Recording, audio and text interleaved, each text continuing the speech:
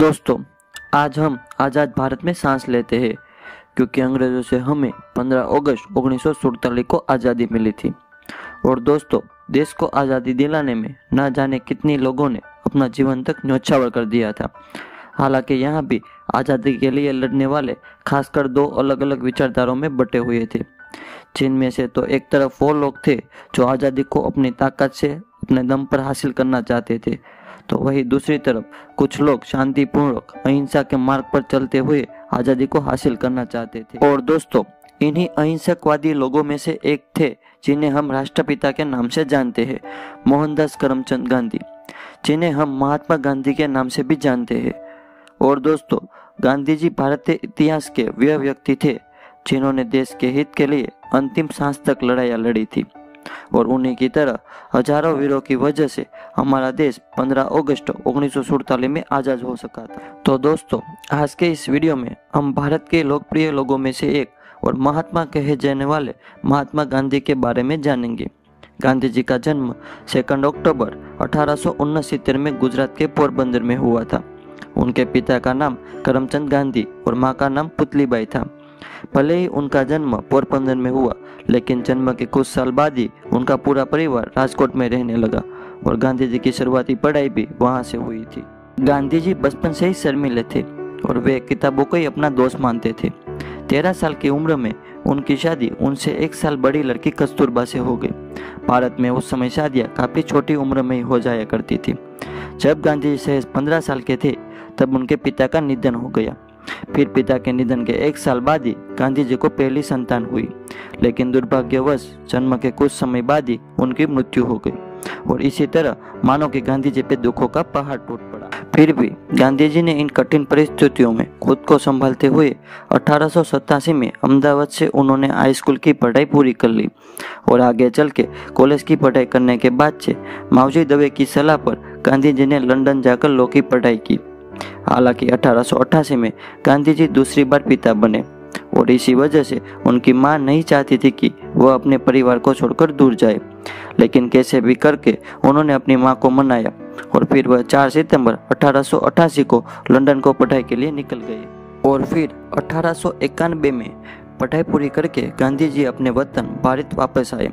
हालांकि विदेश में पढ़ाई करने के बावजूद भी भारत आने पर उन्हें नौकरी पाने के लिए काफ़ी भागदौड़ करनी पड़ी। और फिर 1893 में दादा अब्दुल्ला एंड कंपनी नाम की एक भारतीय कंपनी में उन्हें नौकरी मिली। हालांकि इस नौकरी के लिए उन्हें साउथ अफ्रीका जाना पड़ा। दोस्तों, साउथ अफ्रीका में बिताए गए साल गांधी जी के जीवन के सबसे कठिन समय में से एक था, क्योंकि वहाँ पे उन्हें भेदभाव और ऊंच-नीच का काफ़ी सामना करना पड़ता था। हालांकि इन्हीं भेदभाव ने ही उन्हें इतना सक्षम बना दिया था कि वह लड़ने के लिए पूरी तरह से तैयार रहते थे।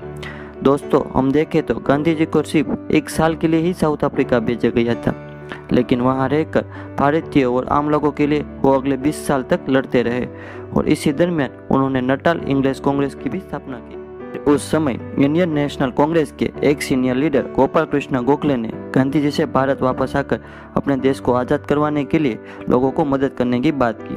फिर इसी तरह 1915 में गांधी जी भारत वापस आए। फिर यहाँ आकर उन्होंने इंडियन नेशनल कांग्रेस को ज्वाइन किया, भारत की आज़ादी के लिए अपना सहयोग शुरू कर दिया। दोस्तों, कुछ ही सालों में वो लोगों के चहेते बन गए। फिर अहिंसा के मार्ग पर चलते हुए उन्हें भारत के लिए लोगों में एकता की गांठ बांधी, यहाँ तक कि उन्होंने अलग धर्म और जाति के लोगों को एक साथ लाने का काम किया। और दोस्तों, 1922 में गांधी जी ने असहयोग आंदोलन चलाया, जिसके अंतर्गत अंग्रेजों को चीज़ों का इस्तेमाल भारतीय लोगों ने बंद ही कर दिया था। फिर यह आंदोलन काफ़ी सफल साबित हो रहा था। तब महात्मा गांधी जी को 1922 में 2 सालों के लिए जेल में भेज दिया गया। हालांकि गांधी जी के जेल जाने पर लोगों ने और भी गुस्सा हो गए और अब पूरा भारत एक होने लगा था। फिर इसी कड़ी में मार्च 1930 में दांडी यात्रा को भी अंजाम दिया गया, जिसमें 60,000 लोगों की गिरफ्तारी हुई। फिर इसी तरह से आगे भी गांधी जी के नेतृत्व में हिंद छोड़ो चळवळ की तरह कई और भी आंदोलन हुए और इसी दौरान कई बार गांधी जी की गिरफ्तारी भी हुई।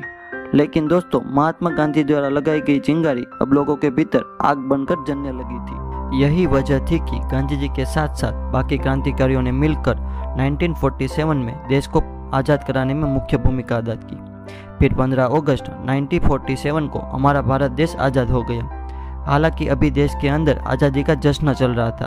तभी 30 जनवरी 1948 को नथुराम गोडसे ने गांधी जी की गोली मारकर हत्या कर दी और फिर इस घटना ने न सिर्फ देश को बल्कि पूरी दुनिया में शोक फैला दिया। और दोस्तों, अंत में सिर्फ इतना ही कहना चाहता हूँ कि जब तक गांधी जी जीवित रहे तब तक अहिंसा को ही हर चीज का जवाब मानते रहे और किसी सिद्धांत के दम पर उन्होंने अपनी पहचान बनाई। भले ही गांधी जी आज हमारे बीच नहीं है, लेकिन उनके सिद्धांत आज भी पूरी दुनिया मानती है। दोस्तों, अगर आपको यह वीडियो पसंद आया हो तो हमारे चैनल द नॉलेज टीवी को सब्सक्राइब कीजिए और इस वीडियो को शेयर कीजिए और आगे ऐसे ही वीडियो देखते रहने के लिए हमारे चैनल के साथ बने रहिए।